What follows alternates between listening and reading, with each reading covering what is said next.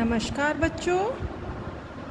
तो बच्चों हमारा चल रहा है पाठ 11 ओ की मात्रा, जिसमें सबसे पहले हमने चित्रों के द्वारा शब्द पढ़े, उसके बाद ओ की मात्रा के बहुत सारे शब्दों का अभ्यास किया। फिर हमने पढ़ी एक छोटी सी कहानी, बहुत ही प्यारी, कोयल की टोकरी। कोयल की टोकरी में कई सारे जानवरों का हमको पता चला, कैसे जानवर होते हैं। फिर हमको उसमें आए हुए ओ की मात्रा के नए नए शब्दों का अभ्यास किया। उसके बाद हमने उसमें एक प्रश्न किया था, बेटा चित्र देखकर शब्द भरो। हमको चित्र देखकर शब्द भर के वाक्य को पूरा करना था।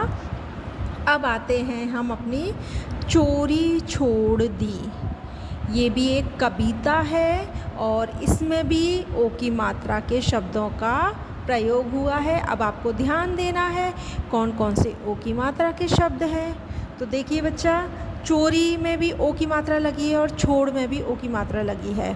तो आपको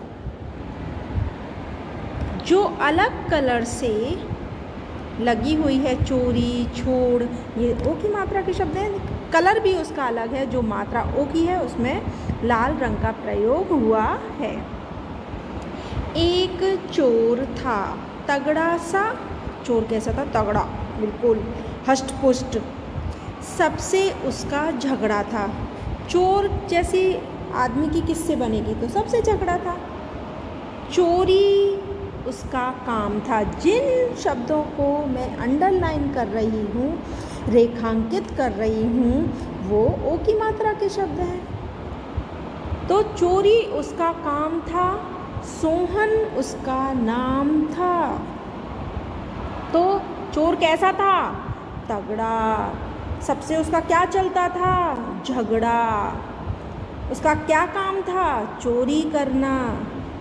चोर का नाम क्या था? सोहन। 4 लाइनें पढ़ी, 4 लाइनों में से हमने 4 क्वेश्चन बना लिए। चलिए आगे चलते हैं हम। देख कर चोर खुला दरवाजा, चोरी करके सरपट भागा। जब चोर को दरवाज़ा खुला हुआ मिला तो वो तो फटाफट घर में घुसा और चोरी करके सरपट भाग गया। ठोकर फिर खाई बर्तन से। तो भागते समय कोई बर्तन रखा हुआ था, उससे उसकी ठोकर खा गई।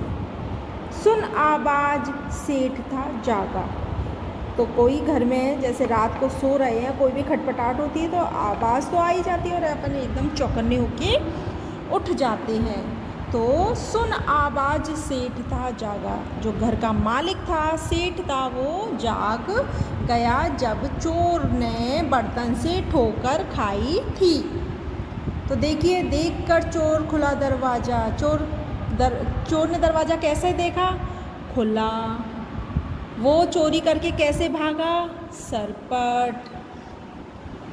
चोर ने ठोकर किससे खाई? बर्तन से। खटपटाहट आवाज को सुनकर कौन जागा? सेठ। तो फिर हमने 4 लाइनों का अभ्यास किया और उसमें 4 क्वेश्चन फिर बना दिए। चलिए आगे। बोला चोर कि दे दो माफी। बोला चोर, अब तो वो पकड़ लिया सेठ ने, तो चोर क्या बोल रहा है? बोला चोर कि दे दो माफी।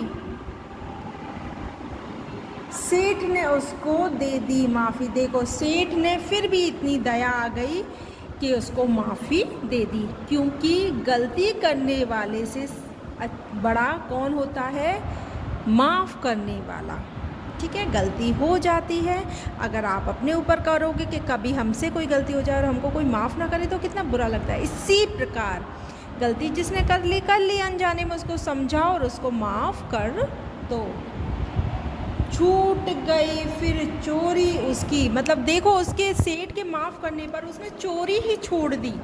कई लोग बहुत अच्छे होते हैं जो समझ जाते हैं, मान जाते हैं कि हमको किसी ने इतनी बड़ी बात पे माफ़ किया है तो हमें ये काम नहीं करना चाहिए। भूल मानना ही था काफ़ी। अब उसने अपनी भूल को माना, चोरी करना छोड़ दिया, यही बहुत काफ़ी होता है। तो बेटा देखिए, चोर क्या बोला था कि मुझे माफ़ कर दो। सेठ ने चोर को क्या दे दी? माफ़ी। चोर की फिर क्या छूट गई? चोरी। उसके लिए क्या काफ़ी था? चोर के लिए क्या काफ़ी था? भूल मानना। ठीक है, तो इस प्रकार हमने फिर 4 लाइनों में से 4 क्वेश्चन बनाए। इस प्रकार हमने 12 क्वेश्चंस बना चुके हैं 12 लाइन में से। तो आप यही चीज़ सीखनी है, अपनी कविता का पूरा अर्थ, शब्दों के अर्थ। तो कितने सारे हमने इसमें ओ की मात्रा के शब्द पढ़े। चोर, चोरी, सोहन, चोर, चोरी, ठोकर, ठीक है, बोला चोर, दो, ठीक है, चोरी। कितने सारे शब्दों का हमने इसमें अभ्यास किया। तो आज आपको चोरी छोड़ दी कविता को अच्छे से पढ़ना है, समझना है। जिस प्रकार मैंने इसमें प्रश्न कर करके आपको समझाया है, उसी प्रकार आपको भी प्रश्न करने हैं। अगली क्लास में इसी के अभ्यास प्रश्नों के साथ मिलते हैं। धन्यवाद।